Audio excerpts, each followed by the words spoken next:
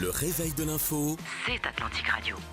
C'est vrai, pourquoi je parle de Jason Derulo alors que les décodeurs sont déjà là. Youssef Sali, expert comptable. Bonjour Franck. Bonjour, ça va? Bonjour, ça va et vous? Très bien. Et puis Ismaël Faouri, CEO du groupe Agel et de Clever Clan Morocco, c'est ça? Tout à fait, bonjour à tous. Bonjour. Bonjour à nos auditeurs. Merci d'être là à tous les deux. Un plaisir. Écoutez, on va parler pour commencer d'intelligence artificielle. Alors, je ne vais pas poser la question à Ismaël, mais vous utilisez l'IA dans votre métier? Bien sûr, oui, bien sûr. Dans votre métier d'expert comptable, Oui, bien sûr. comment bien vous sûr. utilisez l'IA? Ça nous intéresse. Tout à l'heure, on en a parlé en off. Il y a plusieurs manières d'utiliser l'IA. Ouais. Aujourd'hui, et d'ailleurs, c'est révolutionnaire. Et au Maroc, on commence à utiliser l'IA dans les cabinets, de manière générale dans la profession, notamment en matière, par exemple, d'automatisation d'un certain nombre de tâches. En l'occurrence, dans notre métier, il y a ce qu'on appelle la saisie des factures, par exemple. Et aujourd'hui, on a quand même pu avoir, et d'ailleurs c'est une fierté, ce sont des entreprises marocaines qui ont pu développer des solutions pour automatiser cette tâche. Tout simplement, pour parler concrètement, vous prenez une facture, par exemple, au lieu que c'est un agent comptable, un agent de saisie qui va enregistrer cette facture dans un logiciel comptable, ça va être une machine, un scan. On discutait de ça tout à l'heure, c'est un OCR, c'est ça? Et donc, c'est une lecture un peu, on va dire, de cette facture-là, et une écriture comptable va être générée de manière automatique. Alors ma question, c'est, parce que évidemment c'est une question que je suis obligé de vous poser, et une question qu'on se pose, c'est que les agents comptables qui faisaient ça, c'était de la tâche répétitive, et vous allez en avoir besoin de beaucoup moins, donc. Est-ce que ou alors vous allez leur octroyer d'autres tâches? Écoutez, c'est exact. C'est la question quand même. C'est un gain en productivité. Ouais. Ça ne veut pas dire que ces personnes-là vont disparaître, au contraire, mais c'est juste leur tâche qui va être, on va leur allouer d'autres tâches, comme par exemple le contrôle de ces enregistrements comptables. Par exemple, vous avez une facture d'eau et d'électricité. L'IA aujourd'hui pourrait justement lire cette facture-là et nous préparer une écriture comptable qui corresponde avec le montant TVA, etc. Je vous passe le détail, mais justement l'idée, c'est que cette personne-là pourrait éventuellement contrôler, vérifier les montants enregistrés, la nature, le compte identifié ou choisi par l'IA, etc. Ouais. Donc c'est juste, on va dire, une transformation dans la manière de faire. Et je suis persuadé, et Ismaël pourrait le confirmer, qu'avec l'IA, il y a certainement, il y aura probablement une transformation de notre profession. Et nous, on est conscients, et bien évidemment, on est en train de se préparer de manière, je dirais, sérieuse et alors, sereine. ce qui est marrant, c'est que vous prenez pas mal de pincettes quand même pour dire oui, on va utiliser ces agents, ce personnel-là pour faire autre chose, pour superviser. Mais quand même, c'est quand même un atout pour l'entreprise. C'est-à-dire que vous allez peut-être augmenter votre chiffre d'affaires. Je dis ça parce que j'ai vu passer ces derniers jours une étude sur les entreprises qui utilisent l'IA. Figurez-vous, je vais la retrouver pour pouvoir citer qui a fait cette étude, mais ce sont des entreprises qui embauchent, en fait. C'est des entreprises qui recrutent, les entreprises qui utilisent comme vous l'IA, parce qu'elles recrutent pour faire autre chose, elles recrutent. Justement, on ne peut pas aujourd'hui uniquement se contenter d'avoir une écriture comptable, l'exemple que je viens de citer, il y en a d'autres, mais il faut quelqu'un, un humain derrière pour pouvoir justement contrôler. Il ne faut pas oublier qu'on est en train de parler aujourd'hui on utilise le terme assistant IA, donc dans le terme il y a assistant, oui, donc sûr. il faut que quelqu'un, un humain derrière, puisse contrôler. Imaginez le gain en productivité qu'on pourrait avoir avec ces IA. Et d'ailleurs aujourd'hui, on le sait très bien, on est conscient. Oui. Quel est votre regard là-dessus, Ismaël Faouri? Oui, parce que vous êtes un spécialiste du cloud, c'est votre métier, l'IA, et vous avez un regard là-dessus, mais même en tant que chef d'entreprise, quoi. Exactement, justement vous partagez plutôt l'aspect chef d'entreprise qui utilise l'IA au quotidien. C'est tout à fait vrai, l'IA aujourd'hui permet de réduire les tâches à faible valeur ajoutée, les tâches administratives, les tâches rédactionnelles, les tâches même papeterie, hein, Oui. comme le disait notre cher ami. Et donc l'enjeu, ça va être plutôt de recruter des personnes qui vont pouvoir créer de la valeur au niveau des clients et aussi en interne. Mm. Typiquement, avoir des développeurs ou des personnes qui ont une capacité IA pour pouvoir automatiser un maximum de process, pouvoir recruter des personnes au sein d'un cabinet de comptable qui vont plutôt être axées relation client et donc de pouvoir accompagner les différents clients sur les processus financiers, de structuration de les bilans comptables, de pilotage financier, parce que l'IA peut donner des éléments de réflexion, mais elle ne pourra jamais remplacer un comptable qui a des années d'expérience et une vision globale et même humaine de On est ce qui est d'accord, ouais, faisable ouais. dans un écosystème aussi complexe que le Maroc, par exemple. Exactement. Et du coup, on va peut-être être orienté, plutôt amené à apporter plus de valeur ajoutée, justement, matière par exemple de conseil, Mm. et allouer ce temps-là, parce que justement, ce sont des tâches répétitives. Et je pense que l'objectif, ou parmi les objectifs de l'IA, c'est de justement automatiser des choses qui sont répétitives. Et d'ailleurs, dans notre vie de tous les jours, il y a des process ou des tâches Ouais. répétitives qui reviennent à chaque Ouais, fois. se brosser les dents. Moi, j'aimerais bien qu'une IA, par exemple, fasse ça à Je ne ma sais pas si place. c'est C'est possible. plutôt le sujet IoT, mais ça pourrait être l'enjeu d'une autre Pourquoi pas, émission. hein, voilà, pourquoi pas. Alors, aujourd'hui, on va essayer de répondre à cette question. Pourquoi l'IA devient un enjeu clé pour le Maroc? Je vais vous lire un petit peu mon intro parce que, comme ça posera un peu le sujet pour notamment les auditeurs. Le Maroc se positionne aujourd'hui comme un acteur émergent dans la course mondiale à l'intelligence artificielle avec des stratégies ambitieuses, hein, des partenariats internationaux, des projets numériques structurants. Dans le cadre de sa stratégie AI Made in Morocco intégrée à Maroc Digital 2030, le pays vise à faire de l'IA un moteur de croissance, d'innovation et de modernisation des services publics. On a avancé même une somme de 100 milliards, je crois, Mm. hein, tout en affirmant sa souveraineté numérique. Cette politique passe par des initiatives comme la mise en œuvre d'une Cloud First Policy, la création de plateformes e-gouvernementales par l'Agence pour le digital, l'ADD, et un partenariat stratégique avec l'entreprise française Mistral AI, l'un des fers de lance de l'AI Mm. générative en Europe. Face à une compétition technologique mondiale intense aux États-Unis, Chine, Union européenne, le Maroc cherche à définir sa place, attirer des talents, développer des services numériques fiables et garantir la protection des données des citoyens. C'est vrai que par rapport à il y a quelques mois, là, on a des faits, on a plus qu'une vision. On est parti dans des choses concrètes, hein.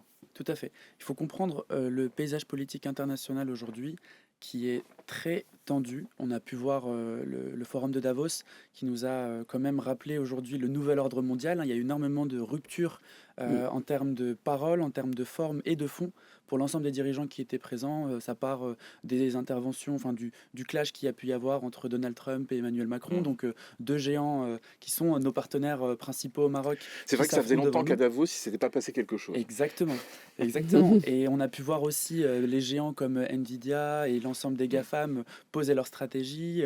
On a pu voir également les géants financiers comme BlackRock réorienter les différents les politiques de 2030, hein. Il y a eu Mmh. quand même une refondation de l'ensemble des politiques 2030. Si on regarde aussi les marchés financiers qui s'affolent autour de la bulle IA, des crypto-monnaies et également des matières premières avec les montées de l'argent et de l'or. Donc tout ça, ça impacte directement le sujet de l'IA au Maroc. Pourquoi? Parce que d'une part, les chaînes de valeur de l'IA se positionnent sur les matières premières. Donc au Maroc, on n'a pas de capacité aujourd'hui de produire de l'infrastructure IA. Et personne dans le monde à part à Taïwan. Enfin, l'ensemble de la Mm. production IA se fait à Taïwan. Mmh. Les modèles se font en Chine pour un usage interne, en Europe et aux États-Unis. Ils ne se font pas encore au Maroc. Alors, quelle est la place du Maroc dans la course à l'IA?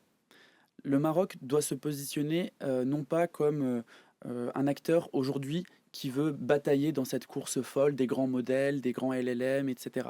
Il doit se positionner de manière intelligente en utilisant les briques ouvertes, l'open source, d'où le choix très intelligent de la part du ministère et du gouvernement de choisir Mistral, un acteur open source et souverain, et également respectueux des Alors, législations est-ce européennes. que vous pouvez nous expliquer, je pense aux auditeurs, ce que c'est que, dans ce cas-là, que l'open source? Alors, l'open source, c'est l'auditabilité d'une solution. C'est-à-dire que l'IA, pour faire très simple, c'est du code qui s'exécute sur de l'infrastructure. Il faut, d'une part, pour avoir un modèle ouvert, qu'on puisse lire le code derrière, ne Mm. pas être dans une boîte noire, une black box. D'accord. Et en l'occurrence, la plupart des modèles ChatGPT, à part le Meta de Facebook, le Llama de Meta qui est ouvert, la plupart des modèles sont fermés. Donc on ne sait pas ce qui se passe derrière et on ne sait pas où le code est exécuté. Mm. Ce qui est très intéressant avec Mistral, c'est qu'on est sur un modèle, l'un des seuls modèles européens qui fait la course au grand et qui est en capacité d'être exécuté localement Mhm. sur l'infrastructure marocaine. Donc la donnée reste au Maroc et le code est lisible, donc il peut être personnalisé pour les besoins marocains. D'accord. D'où l'enjeu de la collaboration avec Arthur Mensch pour développer Mistral en arabe et en amazigh. Mm. Ah oui, ça c'est très intéressant donc. Voilà. Ah oui, C'est ce qui explique, parce que j'ai posé plusieurs fois la question et on m'a pas répondu, c'est ce qui explique le choix de Mistral AI. tout à fait. Ouais. J'ai vu passer dans la presse, c'était assez...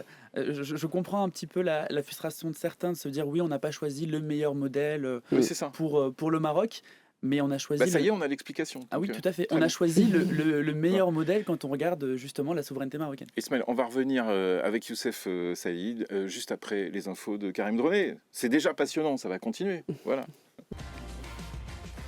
Alors, les décodeurs d'aujourd'hui avec Youssef Saïd, expert comptable, et Ismaël Faouri, CEO du groupe Agel et de Clever Cloud Morocco. Vous avez vu, Karim Droné vous a fait des beaux dessins sur vos notes. Ouais, j'ai vu. Incroyable, ça. On ne peut pas le tenir, hein. Surtout à 8h30. Dans ce studio, on a avec nous, je le dis parce que bah, vous n'allez pas les voir, mais on a 2 stagiaires de première cette semaine. Et donc, ils sont avec nous. Là. Ils vont écouter ce que vous dites, hein, messieurs. Et, Kenza et Yaya Ali. Bonjour à vous et merci d'être là. On va reprendre ce débat sur l'intelligence artificielle et le Maroc. Ismaël, est-ce que vous pouvez nous expliquer ce qu'est le Cloud First Policy? Tout à fait. Alors, c'est très lié aussi au sujet IA. La Cloud First Policy, c'est le volet infrastructurel de l'ensemble des politiques de transformation digitale Ouais. au niveau de l'État marocain. Il est piloté par le ministère de la Transformation numérique et de la Réforme de l'administration avec la direction du cloud portée par Madame Selma Tazi, avec pour enjeu premier que l'ensemble des déploiements des applicatifs au niveau du gouvernement, donc les e-gov applications, par exemple pour les citoyens, tout ce qui va être les applications qui vont venir accompagner les documents administratifs, les plateformes en ligne, etc., soient déployés sur du cloud. Pourquoi ? Pour avoir une résilience complète de ces nouveaux applicatifs. C'est-à-dire que si un applicatif est déployé sur des serveurs standards, il y a de grands risques que l'application ait des moments de downtime, qu'elle tombe et donc qu'elle ne soit pas accessible pendant 48, 72 heures. Quand elle est sur du cloud, de par l'architecture de cette technologie, elle est résiliente. Et donc l'infrastructure ne devient plus un problème. Ouais. On a des réductions de coûts et des rapidités de déploiement qui sont complètement Mais démultipliées. là, vous parlez de serveurs versus cloud. Oui. On utilise encore des serveurs pour gérer l'IA, par exemple? Tout à fait. Alors, Mais c'est des serveurs qui sont monstrueux et le cloud, c'est entre la différence entre des serveurs classiques qui peuvent être à la maison, par exemple là au premier étage, oui. ou On bien en a plein, nous. Voilà. C'est se dire que des serveurs centralisés au sein d'un même endroit, il y a des chances qu'il y ait une coupure électrique ou une coupure de réseau qui fait que ça fonctionne plus naturellement. Le cloud, c'est la distribution sur plusieurs zones. C'est-à-dire qu'on va avoir une zone à Rabat, une zone à Casablanca. Si la zone de Rabat tombe, la zone de Casablanca reprend le relais en une fraction de seconde. Et donc, on est quasiment sûr que l'ensemble des logiciels qu'on utilise pour la vidéo, pour la diffusion en live, continuent de marcher. Pour l'IA, Oui, pour allez-y. l'IA, c'est la même chose. C'est des serveurs différents d'un point de vue matériel, mais c'est la même logique de cloud qui peut être appliquée. Question bête, encore une fois, au niveau environnemental, la partie serveur, c'est plus important que c'est très consommateur? Tout à fait. Aujourd'hui, à l'échelle mondiale, on remarque que la croissance de l'impact du numérique sur l'environnement est non négligeable, hein, et notamment liée à la consommation de l'eau, qui est énorme pour refroidir les serveurs, parce que ça chauffe beaucoup, pour aussi l'alimentation électrique, donc voir si c'est du renouvelable, du nucléaire ou bien du fossile. Et donc l'impact du digital est extrêmement important. Et là, l'enjeu du Maroc, c'est de positionner comme un hub digital de cloud qui soit vert. Et ça, c'est peut-être l'enjeu d'une autre Non, non, mais mission, c'est mais c'est c'est extrêmement la suite, intéressant c'est le ce que j'allais vous positionnement poser du comme Maroc question. là-dessus, hein. Tout à l'heure, vous nous avez dit pourquoi ce choix de Mistral AI, qui était limpide, clair. Est-ce qu'on a la capacité ici au Maroc d'avoir nos propres clouds, quoi? Tout à fait. Et l'enjeu de la Cloud First Policy, c'est aussi de la construction physique de data centers, notamment le grand projet dans les territoires du Sud, qui assoit Mhm. notre souveraineté Oui. territoriale, mais aussi notre souveraineté numérique. Il y a un couplage entre les deux, avec la construction d'un data center à horizon 2030 et par la suite de 500 mégawatts. C'est énorme. Les besoins au Maroc, on va situer entre 20 et 30 mégawatts. Ça veut dire que la vocation est affirmée de produire un data center à vocation internationale, continentale, mais aussi sur toute la région IMENA, et qui soit vert, donc alimenté par les énergies renouvelables de l'Ayoun, de Dakhla, etc. Il y a aussi, à plus court terme, un data center de 500 mégawatts à vocation gouvernementale qui est en train d'être projeté sur Rabat. Et donc là aussi, qui a vocation à accueillir du cloud, de l'infrastructure IA et de faire passer le Maroc dans cette nouvelle ère digitale. Les entreprises sont en mode digitalisation, là, ça continue. Ah oui, complètement. Ça continue, Youssef Ça, Saïd. ça Et, continue. et là, boum, l'IA arrive. C'est une pression supplémentaire? C'est une suite logique. La digitalisation, Non, c'est le pourquoi début. Mais... j'utilise le mot de pression? Mhm. C'est parce que c'est des fois un peu compliqué pour À suivre. pour les entreprises de passer cette étape de digitalisation. L'erreur, peut-être, c'est de croire que l'IA est faite uniquement pour les grandes entreprises. Il faut déjà balayer de cette affirmation parce que justement, aujourd'hui, et d'ailleurs, il y a des chiffres intéressants qui sont encourageants, on va dire. Entre les 3 dernières années, il y a eu une augmentation de 175% d'entreprises marocaines qui commencent à utiliser l'IA. Bien évidemment, il y a un potentiel énorme, et on l'a dit tout à l'heure, en matière d'automatisation des process. Nous, par exemple, ce qu'on est en train de voir aujourd'hui, c'est que chaque fois dans les entreprises, il y a un process à automatiser. Si on arrive à apporter une solution, parce que comme on l'a dit, c'est un gain en productivité qui est énorme. Et on parle sous votre contrôle, mais de 30% de gain en productivité. Exactement. Et même pour compléter, c'est l'enjeu en fait de toute la stratégie AI for Morocco 2030, puisqu'il a vocation non pas à positionner le Maroc comme un producteur, comme je le disais, d'IA, mais bien comme un pays qui arrive à positionner l'IA dans l'ensemble de cette chaîne de valeur pour avoir grosso modo 100 milliards de dirhams Mm. de valeur ajoutée sur l'ensemble de l'économie d'ici 2030. C'est énorme. Avoir aussi 50 000 emplois créés Exact. directement grâce à l'IA et à peu près 200 000 talents formés en développement informatique et d'où l'enjeu aussi des centres Jazari qui viennent participer de cet élan à la fois d'innovation mais de formation. Exact, c'est une espèce de think tank, ce centre Jazari Institute, effectivement. Et l'enjeu aussi, c'est la formation. Et on en a parlé tout à l'heure, justement, l'idée, c'est d'inclure, et d'ailleurs, je pense que c'est prévu dans les cursus, en matière, les cursus universitaires, dans les écoles etc., d'ingénieurs, justement d'inclure une filière IA. Et d'ailleurs, j'ai cru aussi comprendre que justement, il y a un manque en matière de formateurs en IA. Et l'idée, c'est de peut-être inclure plutôt proposer à des mathématiciens faire ce qu'on appelle de la formation des formateurs pour qu'ils puissent eux aussi initier, former des jeunes. Et justement, il y a une initiative intéressante, par exemple, les jeunes il y a beaucoup de jeunes aujourd'hui qui s'intéressent à l'IA, qui commencent à utiliser l'IA, et les exemples sont très divers et variés. Par exemple, dans notre métier, une utilisation simple, c'est par exemple tout ce qui est conseil. Et là, j'ai vu quand même quelques solutions qui permettent aussi de poser des questions, par exemple d'ordre juridique.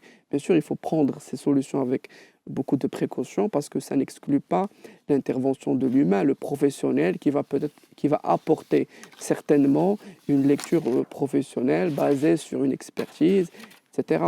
Mais justement, il ne faut pas être, je dirais, fermé à cette, je dirais, ouverture qui donne beaucoup Tout à fait. Ismaël Faoui. Et justement, ce qui est extrêmement intéressant dans le partenariat avec Mistral, c'est qu'il n'arrive pas en acteur qui vient donner sa solution et puis qui repart en France avec un contrat dans la poche, mais bien comme un acteur qui vient construire une entité Mistral au Maroc et qui vient alimenter l'ensemble du projet Jazari.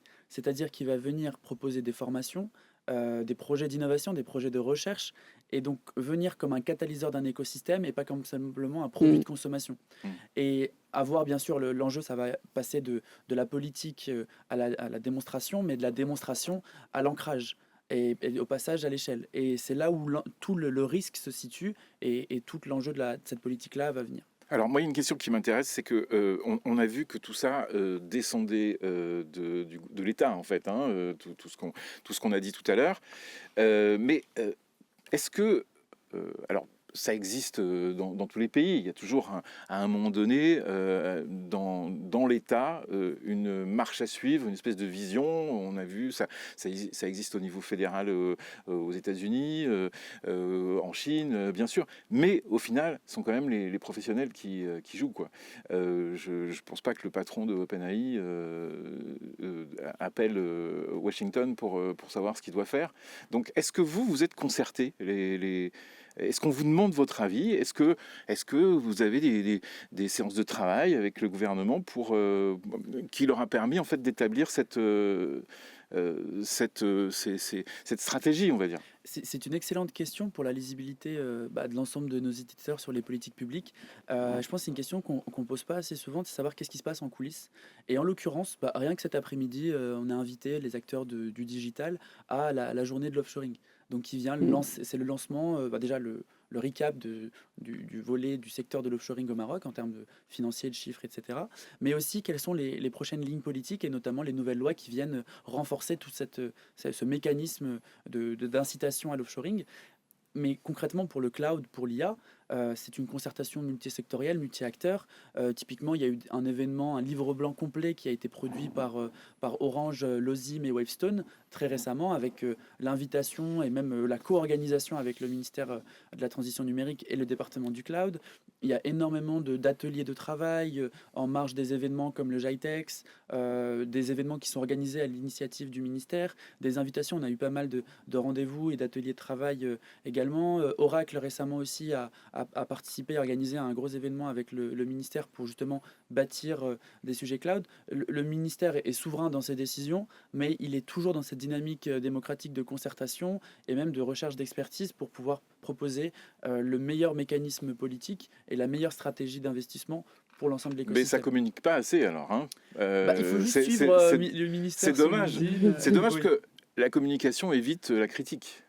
C'est vrai. Après, il y a des relais médiatiques qui doivent être faits sur des segments particuliers, mais c'est vrai qu'il y Bah, a un enjeu à mieux. on les a dans cette Exactement. émission, c'est bien. C'est parfait. C'est Bravo. c'est parfait. Merci beaucoup. Question importante. Est-ce que l'IA peut réellement transformer le fonctionnement des administrations marocaines?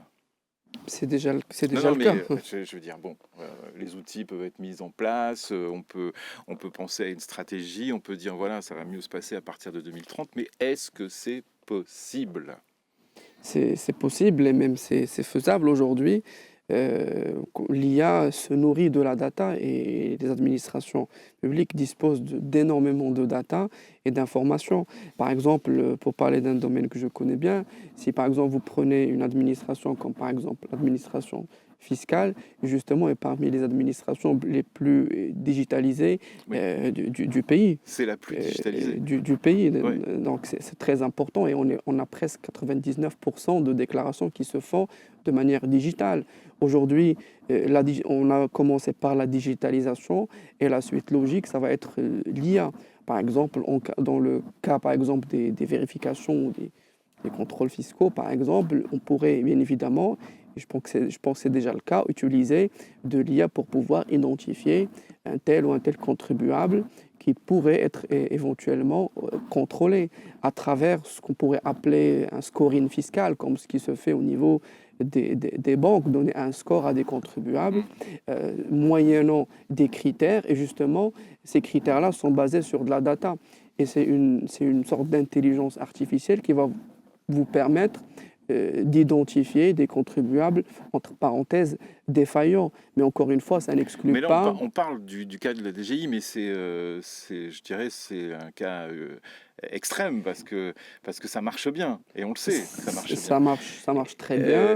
Vous Mais avez d'autres administrations. il Oui. n'y a pas que la DGI. Oui, vous avez d'autres administrations, comme par exemple aujourd'hui pour la création des entreprises, Ce n'est pas la DGI qui est impliquée directement, mais l'idée, c'est qu'aujourd'hui, on est sur un workflow 100% ou presque 99% digital. Ouais. C'est-à-dire qu'il y a il y a un workflow et vous scannez vos documents, etc. Et c'est très efficace. Nous, personnellement, on l'a déjà essayé et ça, Et ça marche bien. ça marche très bien. Ismaël. Et justement, par exemple, tout ce qui va être identité numérique, qui est géré par la Sûreté nationale, c'est un élément technologique qui est opérable aujourd'hui et utilisable par l'ensemble des Marocains. On a également, en tout cas, les prochains chantiers, je pense, qui vont être liés à l'agentique IA, c'est-à-dire avoir un agent qui vienne 24 heures sur 24 pouvoir répondre aux problématiques des Marocains dans la vie quotidienne, administrativement. L'enjeu, ça va être vraiment de les orienter vers les bons services, les bonnes procédures avec des informations fiables Mhm. pour ne plus avoir des délais de t'être renvoyé d'un service à l'autre et donc de perdre du temps et de perdre en patience et surtout perdre de confiance au niveau de l'administration. Avoir aussi un enjeu sur le fait que les systèmes communiquent entre eux, il y a un enjeu très fort de gouvernance, d'où les projets de l'ADD sur l'ensemble des applicatifs e-gov qui arrivent d'ici 2030, d'avoir une gouvernance centralisée en se disant l'ADD c'est l'opérateur du ministère de la Transition et donc il doit centraliser l'ensemble des initiatives ministérielles de développement logiciel et développement IA. Et l'enjeu, ça va être l'opérabilité entre les différents outils, pour pas avoir à faire de la ressaisie 50 fois de nom-prénom, alors que normalement, typiquement dans les systèmes France Connect, on a une interface identité numérique centralisée qui nous permet d'avoir accès aux services des impôts, de l'assurance maladie et Mhm. de tout l'ensemble des systèmes. Aujourd'hui, juste pour synthétiser, le Maroc est prêt pour cette transformation. On a des talents qui sont très forts, hein. Juste un petit exemple, faut savoir que la pépite de cette année en Europe sur le volet de l'IA militaire, elle est française, mais elle est surtout cofondée par un Marocain, Mouad Mrari. C'est l'une des... Harmattan. Non. Oui, c'est ça, Harmattan Oui, IA. c'est ça, oui. Excellent produit Mais c'est souverain technologique de défense, cofondé par un Marocain, et c'est lui la partie technique du projet. ouais, avec Dassault comme principal client. On a Non, mais notre Yann Lequin de Meta qui revient en c'est France. dingue. Peut-être on aura Exactement. un jour Mais ce c'est genre de dingue. talent qui reviennent au Maroc. Alors, qu'est-ce qu'il faut dire aux jeunes? Parce qu'on a des jeunes qui sont là dans ce studio. Tout à l'heure, on le disait, ça va créer de l'emploi. C'est quoi les métiers de l'IA là, que vous identifiez Il y en a tellement. Il y a plusieurs couches, hein. Il y a les couches d'infrastructure, comme je disais, donc des gens qui vont permettre de faire le lien entre l'infrastructure. Alors écoutez bien parce que peut-être que ça va vous intéresser. Faire tourner la mécanique de l'IA. Il y a des gens qui vont créer des modèles, c'est-à-dire des IA qui vont être spécialisés pour la reconnaissance justement graphique, la reconnaissance visuelle, la génération d'images, la génération de textes. On peut avoir des IA qui vont faire des liens entre différents systèmes pour fiabiliser de la donnée, Enfin, le champ des possibles est immense, que ce soit dans l'industrie, dans le secteur financier, dans le secteur public, dans la culture. Là, il y aura aussi des enjeux de réflexion pour des gens qui sont moins techniciens. Il y a des enjeux de comment on cadre l'IA dans le domaine de l'art, dans la production artistique. Et le champ des possibles est immense et c'est le sujet de ce siècle-là. Et il y a encore du codage. Ah oui, ça va exister et sur le codage, donc c'est parce que ça intéresse beaucoup les jeunes. Exactement, mais il y a le vibe coding aujourd'hui. Ce qui est hyper intéressant, c'est que toutes les choses qui nécessitaient des années de formation sont facilement utilisables par l'IA. On peut être très rapidement formé en quelques minutes sur un sujet et surtout l'IA fait l'essentiel du travail. On peut tourner des films qui sont très ressemblant, peut-être à 75-80% de fiabilité, de ressemblance par rapport à un film normal. Et donc aujourd'hui, n'importe qui a une idée de film peut la monter pour un clip. Pour les chanteurs aujourd'hui, ne pas avoir tout cet investissement de prod derrière, ça peut lancer des carrières, lancer des talents, et puis on connaît très bien les réseaux sociaux. Et puis ça peut se faire vite. Ça peut se faire très encore vite. plus vite que la vidéo. Exactement. Dernière question là-dessus.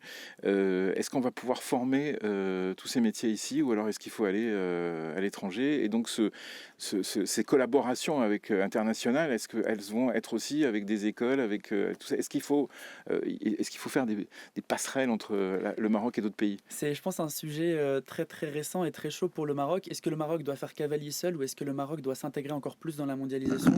Sur le sujet de la formation, c'est un constat évident. Toutes les innovations et tous les renforts technologiques se font par le multilatéralisme, que ce soit à l'échelle africaine, européenne, américaine. Il faut qu'on travaille ensemble pour créer de la nouvelle technologie qui soit faite pour les Marocains. Eh ben, c'était passionnant. Merci beaucoup pour ce sujet. C'est pas fini, hein, vous restez, Ismaël, mais on a vu Youssef Saïli se préparer sur le terrain, là, parce que c'est son sujet après les défaillances. Bon, allez, on revient dans quelques minutes, juste après les infos. La suite des décodeurs, on a parlé d'IA et dans quelques petites secondes, allez, une minute, on va parler de faillite d'entreprise. Sujet vraiment, alors c'est pas très drôle comme sujet. Hein. Non, pas C'est du tout. jamais drôle comme sujet. Là, on s'excuse auprès de ceux qui nous écoutent. Hein, si... Mais bon, on va essayer quand même de ne pas pleurer. Le Maroc sort-il enfin de la zone de turbulence? Je voulais peut-être faire le lien entre les deux sujets, c'est de parler de ce qui se passe à Capgemini, par exemple. Hein. Euh, on parle de 2400 postes en France, par exemple. C'est lié à l'IA? C'est lié à l'utilisation de l'IA? Et je sais qu'il y a Capgemini aussi. Non? Ok. On en parle un peu ou pas? Oui, si vous voulez, c'est une info. Mais c'est un risque aussi, c'est un risque. Mais on l'a dit tout à l'heure, est-ce que c'est pas inévitable, ces grosses boîtes qui vont devoir se séparer de milliers de personnes pour restructurer cette définition de la valeur, en fait? C'est le collatéral, j'ai envie de dire. Après, bon, ce sont des métiers qui vont... Il y a des métiers qui vont malheureusement disparaître, mais il y en a d'autres métiers qui vont être créés. C'est inévitable et il faut se préparer, être prêt à ça. L'exemple que vous avez cité, oui, ça s'est passé en France et on a eu l'information. Et d'ailleurs, même les spécialistes comme Smaïl en matière d'IA, c'était quelque chose de prévu. On savait qu'effectivement, et surtout dans le domaine de tout ce qui est conseil en IT, c'est inévitable. Oui, Ismaël? Complètement. En fait, c'est à la fois un enjeu d'opportunité et de menace pour les entreprises, puisque les entreprises de services numériques vont devoir recycler leur format conseil avec plutôt de l'assistant IA qui vient structurer et réduire le temps d'émission de conseil, où on va être moins dans les slides, les PowerPoint, mais on va essayer de rentrer le plus rapidement possible dans l'opérationnel, tout en couplant avec le cadre stratégique des entreprises clientes. Et pour l'ensemble des personnes qui justement ont perdu cet emploi-là, vont peut-être devoir travailler plus sur un volet PMO, donc c'est-à-dire assistant de projet, assistant à l'implémentation de ces stratégies-là, qui vont être beaucoup plus rapidement créées grâce à l'aide de l'IA, mais toujours pilotées par des personnes. Et justement, ce volet d'assistant va être beaucoup plus complexe, puisqu'il y a à la fois le sujet de la transformation digitale et maintenant l'intégration d'une nouvelle technologie qui est l'IA. Donc le métier d'assistant de projet et de transformation numérique est différent. Et il va falloir beaucoup plus accompagner les gens et donc prendre beaucoup plus de temps pour, surtout au Maroc où tout le monde n'est pas digitalisé, prendre la main des différents opérateurs pour justement leur dire, bah, écoutez, voilà tel process, comment on peut le digitaliser, comment l'IA va vous aider. Deuxième sujet, c'était deux articles hier, un dossier dans l'Économiste, chez nos confrères de l'Économiste. Bonne nouvelle pour l'économie marocaine, pour la première fois depuis 7 ans. Hein, le nombre de défaillances d'entreprises recule. En 2025, selon Inforisque, 15 307 entreprises ont fait faillite, soit une baisse de 3,3% par rapport à 2024. 3,3%, est-ce que c'est pas grand-chose, c'est pas beaucoup. Est-ce que c'est un réel tournant? C'est un réel tournant, oui, parce que justement, on n'a pas eu ce chiffre-là. Et je pense qu'il y a 3-4 ans, il n'y a eu que des augmentations en matière de défaillance d'entreprise. Donc oui, c'est un signal positif, j'ai envie de dire. C'est même, on va dire, même rassurant en ce début d'année, effectivement. Donc malheureusement, c'est un phénomène et on va dire, la défaillance d'entreprise fait partie de la vie des entreprises et les entrepreneurs le savent très bien. Les 5 premières années sont des années qui sont très critiques.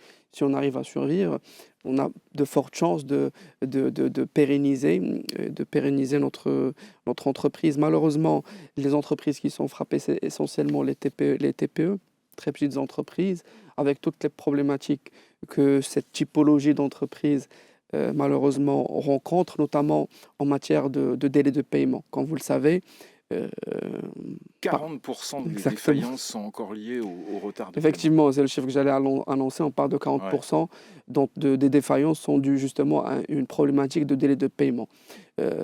Avant, d'ailleurs, il y a un avant et un après, parce qu'il y a eu une loi, la loi 69-21, qui a plus ou moins, on va dire, changé les habitudes des mauvais payeurs avec des délais qui sont, on va dire, fixes. Mais là, on va dire l'élément qui a un peu changé les habitudes, c'est l'introduction d'une pénalité ou d'une sanction pécuniaire envers cette population de mauvais payeurs. Justement, on se retrouvait avant avec des délais qui peuvent aller jusqu'à 1 an. Imaginez une petite TPE avec un capital de 100 000 dirhams, monoclient, et se retrouve du jour au lendemain sans vraiment de trésorerie pour faire face à un passif exigible. Et donc l'idée, c'est justement de pouvoir un peu alléger et surtout pouvoir justement se faire payer plus rapidement. Nous, en tant que professionnels, on a remarqué qu'il y a eu des changements d'habitude et justement cette loi a permis de manière, on va dire, inéluctable, on va dire, d'améliorer les délais de paiement. Une information peut-être pour nos auditeurs, d'après le Conseil de la concurrence, cette problématique de délai de paiement a été qualifiée dans un rapport, a été qualifiée de sport national. Et parce que justement, on a malheureusement des partenaires qui vont se financer sur les dettes fournisseurs. C'est-à-dire qu'au Alors lieu le de, sport national, on sait, hein, mais est-ce que la nouvelle loi, justement, va casser tout ça? Elle a commencé à changer les habitudes de ses fournisseurs, on va dire, ou plutôt de ses clients récalcitrants qui ne payent pas et qui ne respectent pas les délais avec l'introduction de la sanction. C'est une sanction pécuniaire, hein, avec, bien évidemment, si vous ne respectez pas le délai convenu, il faut passer à la caisse et payer une sanction, un montant de 3%, hein, Oui, enfin 3% du taux directeur plus une petite 0,85%. Donc sur le montant TTC des factures non payées dans les délais, avec bien évidemment l'introduction l'intervention plutôt d'un professionnel pour justement, on va dire, donner un visa sur ce montant-là. Ismaël, vous voulez ajouter quelque chose? Oui, oui, complètement. Alors, ce qui est important dans le contexte aussi je parle dans les secteurs de services notamment, pour les TPE qui travaillent là-dessus, puisqu'on est en train de voir de manière macro l'arrivée, on en parlait tout à l'heure de l'IA, beaucoup de jobs qui vont devoir disparaître ou se réinventer. On va peut-être avoir beaucoup plus de gens qui vont devoir se lancer dans les secteurs indépendants ou d'avoir une profession indépendante ou bien de créer des TPE. Et si on n'a pas un tissu économique qui leur permette de se financer, c'est des gens qui n'auront pas forcément le capital initial pour démarrer leur activité et d'attendre 1 an de financement avant de se faire payer. Déjà, ils doivent découvrir leur marché. Enfin, on connaît l'écosystème début primo-entrepreneur. Il y a aussi l'enjeu des exonérations de charges pendant 5 ans et qui, par la suite, font flamber les prix. Donc, les 5 ans de franchise, entre guillemets, ne sont pas garantes d'une viabilité économique de ces entreprises-là. Et donc, il y a des lois qui sortent et qui sont très encourageantes pour cet écosystème, mais c'est aussi des mécanismes financiers qui doivent venir soutenir avec des garanties bancaires beaucoup plus importantes, beaucoup plus fortes, et pour lancer cette dynamique entrepreneuriale. Et il y a de quoi faire sur le Maroc avec sa vocation aussi panafricaine et méditerranéenne. Effectivement, la TPE, malheureusement, souffre de cette problématique de financement. Parce que justement, quand vous êtes sous-capitalisé, vous êtes une TPE, vous êtes sous-capitalisé, de fortes chances que les banques ne vous suivent pas justement. Et du coup, il y a des mécanismes alternatifs, comme par exemple un organisme comme Chamwilcom, l'ex-CCG, qui vient justement garantir ce genre je dirais, d'entreprise qui présente justement un risque en matière de solvabilité. Et l'idée, c'est justement de pouvoir aider ces entreprises, surtout pendant cette première période. Et les projets et les initiatives sont très nombreuses.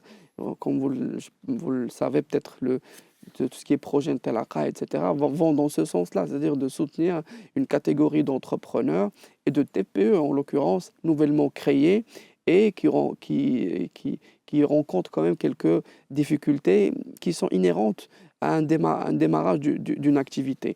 On a parlé de la problématique de délai de paiement, on a parlé de la problématique de financement, qui est aussi une problématique phare rencontrée par ces entrepreneurs, mais il y a aussi les débouchés, il y a aussi l'accès à la commande publique, même si aujourd'hui on parle d'un quota de mémoire 30% qui normalement alloué à cette population de TPE pour leur, on va dire, permettre d'accéder à la commande publique. Et parce que justement, il y a une problématique de débouché qui est là. Donc, et aussi, il y a une problématique tout à l'heure on parlait de l'IA, l'IA permet aussi de réduire les coûts. Donc les deux sujets sont effectivement liés parce que si on va dire une TPE, il faut bien sûr toute économie est bonne à prendre. Donc il faut jouer sur tout ce qui est gain en productivité, réduction des coûts, essayer d'optimiser au maximum pour pouvoir survivre et passer ce cap des 5 Bon, ans. il y a quand même la conjoncture, hein, on l'a dit tout à l'heure, on l'a dit Oui, un tout petit peu, mais il y a quand même la conjoncture, une inflation contenue, tout ce qui s'est passé, les bons chiffres du tourisme, la Cannes, Ah oui, oui, évidemment. financièrement très très rentable. Enfin, c'est plutôt ce qu'on pourrait appeler le beau fixe, le temps pluvieux qui va nous donner une bonne agriculture. Peut-être qu'on va monter un peu en croissance grâce à ça. Donc ça, c'est la conjoncture, c'est une conjoncture favorable. c'est une On con- peut imaginer que ces 3,3% vont augmenter. on l'espère d'ailleurs en 2026. Je pense qu'on Je sais sort. que chez les Ouais, experts comptables, vous n'êtes souvent pas très optimistes, pas, hein. au contraire. Vous avez un peu toute la misère du monde concentrée sur vous, Au hein, quand même, contraire, hein. on est juste Mais non, carté. non, mais je le dis aux auditeurs, vous êtes en première ligne Oui, avec les entreprises. Et la vie d'une entreprise, c'est soit très joyeux, soit très très triste. exactement. Et d'ailleurs, on est frontline au niveau des entreprises. On connaît très bien les problématiques et on sait pourquoi vous dites qu'on est pessimiste. Moi, je dis c'est plus, on est réaliste parce qu'on voit bien arriver dans nos cabinets des jeunes qui sont très motivés au début et après ils se refroidissent rapidement parce que justement aussi, on est en train de parler. D'ailleurs, c'est eux qui disent ça. Ils pointent du doigt la lourdeur administrative, etc. Mais il faut offrir à ces TPE, à ces entrepreneurs, déjà ce qu'on appelle un accompagnement. Oui, c'est bien de les aider financièrement, mais s'ils ne sont pas bien accompagnés en termes, par exemple, de formation pour les aider à bien monter un business plan, à bien présenter, à trouver éventuellement des business angels ou des sources de financement alternatives, les former en matière de gestion d'entreprise, etc. Et surtout aussi par rapport à les former en termes d'approche commerciale, parce que justement, on a bien avoir un produit, mais il faut trouver des débouchés. Et l'idée aussi, c'est de Mais ça, pouvoir. c'est ce qu'on devrait dire à toute personne qui veut lancer un business, hein. Le commercial, le commercial, le Ah oui, commercial. Oui, parce que c'est généralement des Ouais. personnes qui sont peut-être très forts techniquement, par exemple en matière d'IA, mais ils ont peut-être du mal à se vendre et à vendre leurs produits. Et d'ailleurs, l'approche commerciale est très importante en matière d'entrepreneuriat, surtout pour avoir vos premières commandes, parce que c'est ce qui fait défaut à ces entreprises-là. Et d'ailleurs, en matière d'IA, pour faire le lien, il y a aujourd'hui des outils qui vous permettent de faire de la prospection commerciale, pour tout à faire fait. un peu le lien avec les difficultés d'entreprise et les débouchés en matière de marché. Donc, il y a aujourd'hui des outils qui vont vous permettre de faire de la prospection, etc. Donc, oui, accompagner aussi les entrepreneurs, pas seulement à travers un financement. Et Franck, tu parlais de conjoncture, c'est extrêmement intéressant de ne pas confondre l'enjeu justement où on a eu un investissement très fort pour la Cannes, beaucoup d'intérêt touristique pour la région, beaucoup de projets infrastructurels qui ont irrigué l'ensemble de l'économie et l'ancrage sur la durée. Et donc ça sera l'enjeu de voir aussi jusqu'à 2030 l'ensemble enfin, est-ce qu'il y a vraiment une dégression de facto ou bien c'était simplement un élément conjoncturel. 9h21, les débats express. Vous écoutez les décodeurs d'Atlantique Matin. Les débats express. Alors, débat express avec quelques thématiques. On va commencer par quoi? Tiens, on continue. L'or, la ruée vers l'or, comme dit l'économiste ce matin. C'est vrai que hier après-midi, on en a parlé en échangeant sur WhatsApp. L'or qui vient de franchir la barre symbolique des $5000 l'once. $5000. En 10 ans, l'or, c'est plus 300%. C'est incroyable. C'est incroyable et surtout inquiétant parce que C'est quand l'or, on le sait, c'est une valeur refuge, surtout en période d'incertitude, parce qu'il ne faut pas oublier, quand l'or monte, ça veut dire qu'il y a une confiance qui baisse.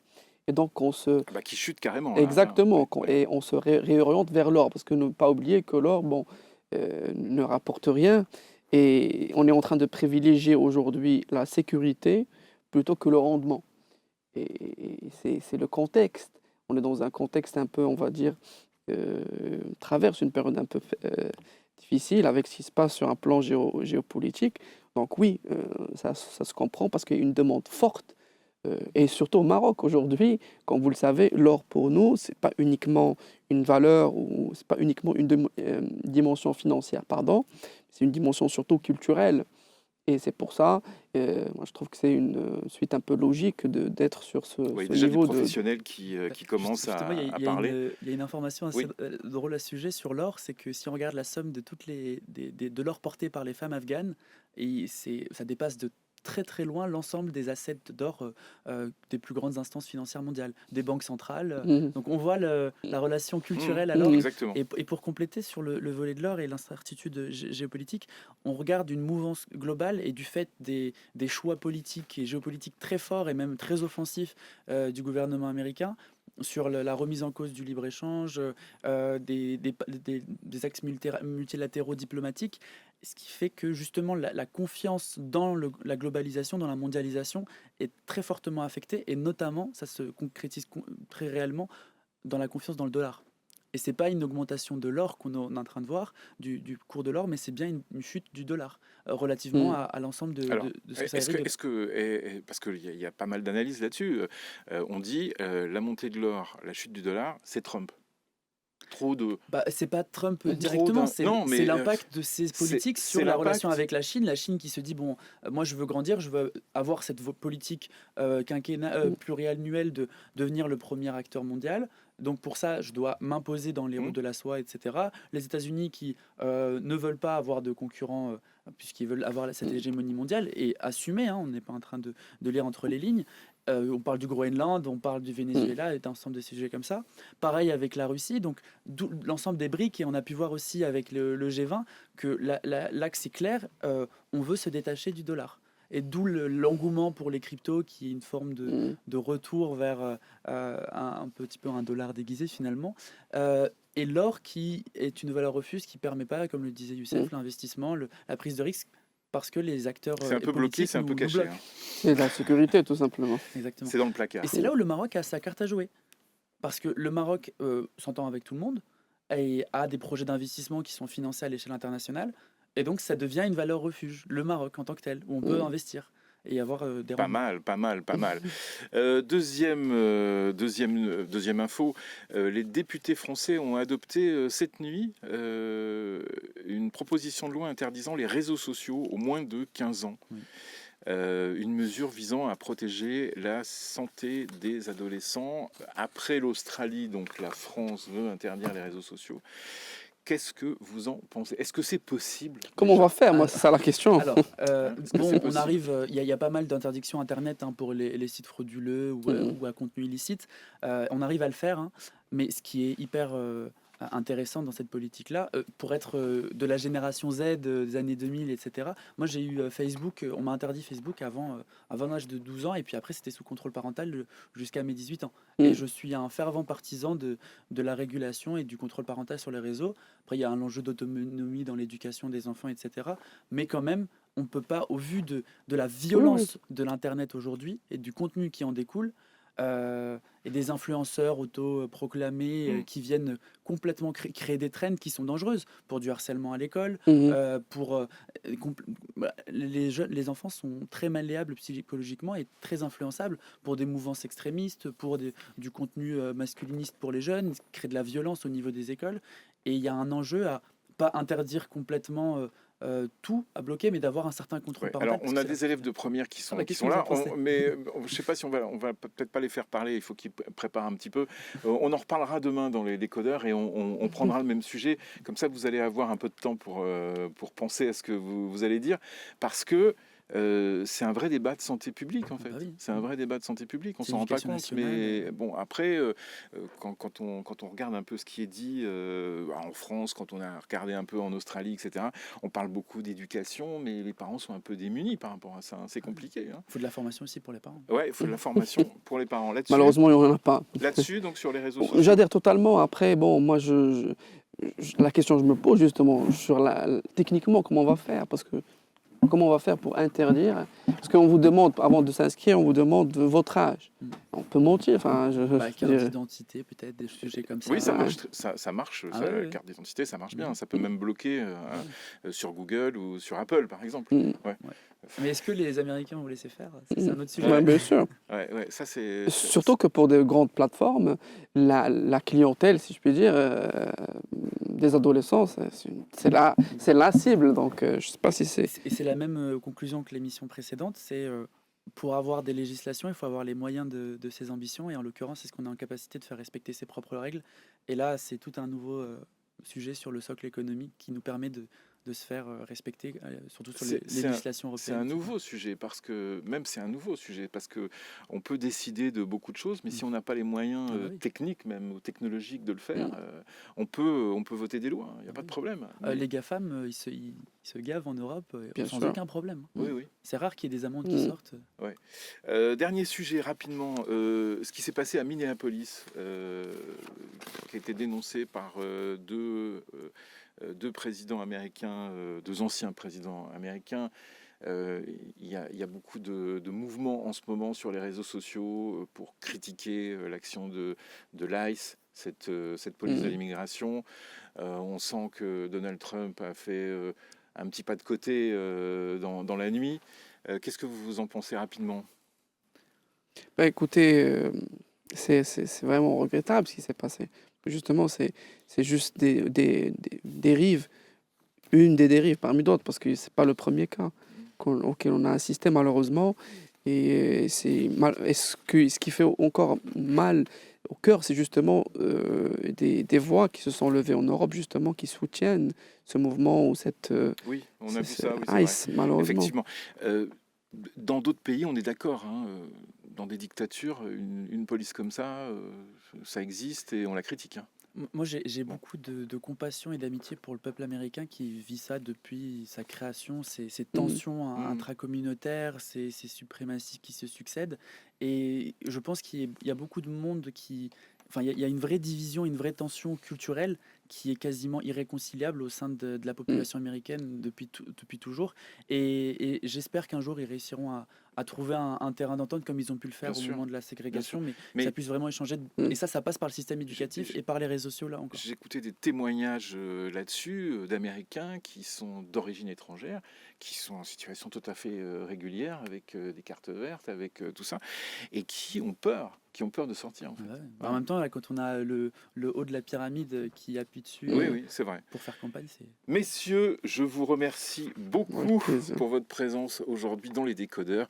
Youssef Saï, expert comptable rigolo quand même, hein, et pas, Je sais pas comment le prendre. pas trop pessimiste, hein, pas trop pessimiste. quand même. Optimiste, on va dire. Voilà, on aime bien son sourire, on aime bien ce Merci, sourire, Youssef. merci Franck. Et puis Ismaël Faouri, CEO du groupe Agel et de Clever Cloud Morocco. Merci beaucoup pour vraiment tout cet éclairage fabuleux sur l'IA aujourd'hui. Merci pour à vous. l'invitation, merci à nos auditeurs. Il est 9h30, c'est la suite de la matinale jusqu'à 10h. Tous les matins, 7h-10h, Marrakech 90.